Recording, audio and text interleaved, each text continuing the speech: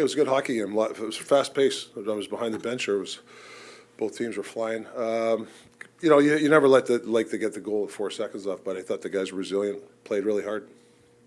How about the play Elias Pettersson made on Hronik's goal? Was that something that you guys saw that you could exploit there? Because it seemed like you tried it a couple of different times. Yeah, Petey did a great job of selling it too. I think he looked somewhere else. The Leafs kind of looked where he thought he was going to pass, and that's obviously high level play. He made great goal, and Phil to recognize that was open. So that got things going. I thought it really got the crowd going. Rick, what do you like most about the Myers and Pettersson pairing that you played for 23 minutes each pretty much tonight? Well, they're in the way. They just play the game the right way. They're just always in the way. And you can tell it feels like they've been playing together for a couple of years, and they've only been together 3 or 4 games. So, it's really stabilized a lot of things for us. What can you say about Lankinen coming in cold, doing what he did for the rest of the game there? Well, he's done it all year. I'm sure he's. That's why he's such a professional. I had to talk to him, and I'm sure he was disappointed he hasn't played in the last game or two, and he doesn't, complain, whine. But I told him today you should be upset. I've been there as a player, and but he does it in a great way. He's a true professional. So, and to go in there, he's. Some goalies can't do that. He's one of those guys that can go in really cold and give you some minutes.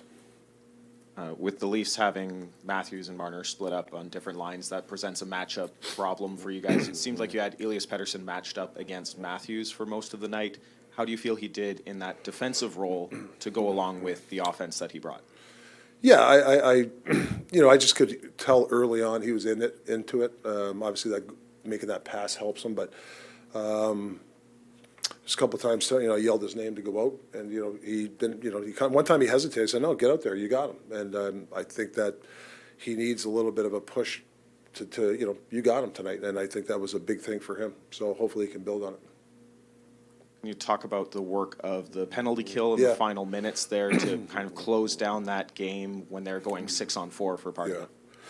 Yeah, Leafs are one of those teams that are like Colorado, Edmonton. They're really good at finding seams, right? They're good at they sell the shot, and then all of a sudden they whip it across. And I thought we handled that half the ice, and I know Lanks had to make a save there on the one, but taking that back ice against teams like that are big because they can zip it around. So yeah, the PK was excellent, I thought. With Demko leaving, can you just talk us through Yeah.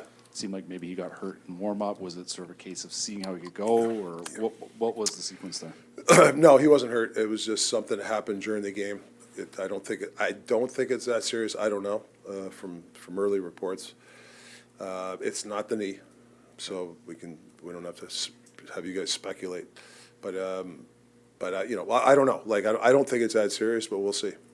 And just it looked like it was a game where you guys nailed your pre-scout. Like you got in on the forecheck, you were really disruptive on their breakouts.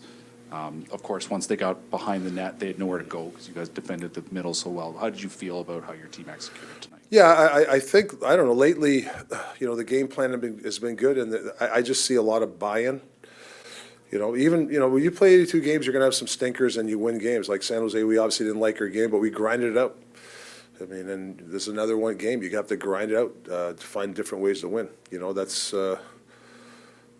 what good teams, resilient teams do. You got to win ugly sometimes. You got to win. Sometimes you have some pretty wins, but we're an ugly winning team, which I'll take all day long.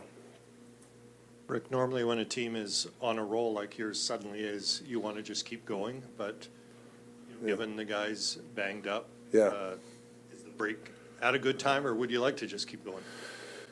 Yeah, it's a good question. Part of me wants it to keep going, but I do think his team needs a little bit of a reset in the sense of just get away. I think we just need to get away from hockey. Some guys get away from hockey. I'm sure other coaches are saying the same thing, but yeah, I mean, we're playing some pretty good hockey. I mean, winning-wise, and I think the depth of our team is really helping our team. And I play without the puck. I mean, I don't know, since Christmas, the shots against, the goals against,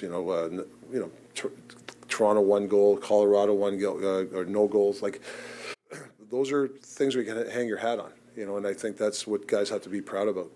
And of the guys who are going to the Four Nations, Elias obviously has had a difficult couple of months, and everybody, including him, knows he needs to play better. What do you hope he gets out of this tournament? I just want him to have fun. Like, I know it's a serious tournament. I mean, everybody wants to win. It's serious. I want him to go represent his country and go have fun with his countrymen. Like, just have fun. Try stuff and, I mean, yeah, everybody wants to win this tournament, but it was four games. I just want him to go out there and have some fun and come back. Hopefully he's, that tournament, hanging with his buddies and rejuvenates his whole demeanor. And today, I thought he just was, I don't know, he had some fun. And I think he's got to understand that pressure is fun sometimes. Can you tell us anything more about Quinn Hughes? It's been 5.5 hours since you were last asked about him. Well, I was coaching the game here. I don't know. But I'll find out. I don't know what's going to happen, to be honest, right at this moment. But they'll have to make some decisions soon. I get it.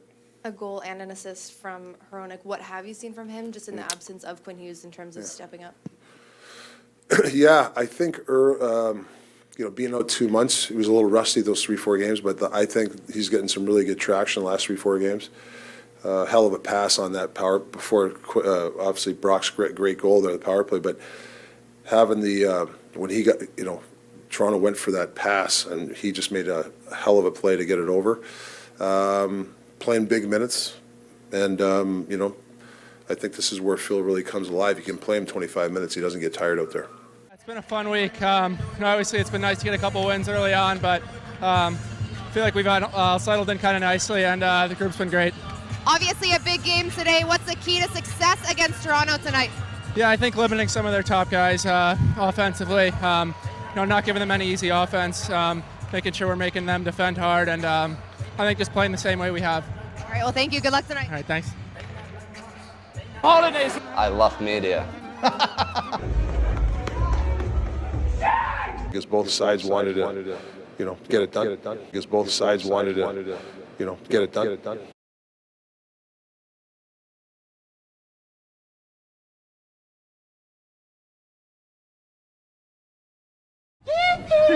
One time for Thatcher Demko. Thank you. How many more Pedersens can you add? Carter Verhage. What is your favorite hockey team? Quinn Hughes. Quinn Hughes is your favorite hockey team? Quinn, thanks for taking the time to come and sit down and chat with me today. Generational talent. Thanks for liking the video and subscribing.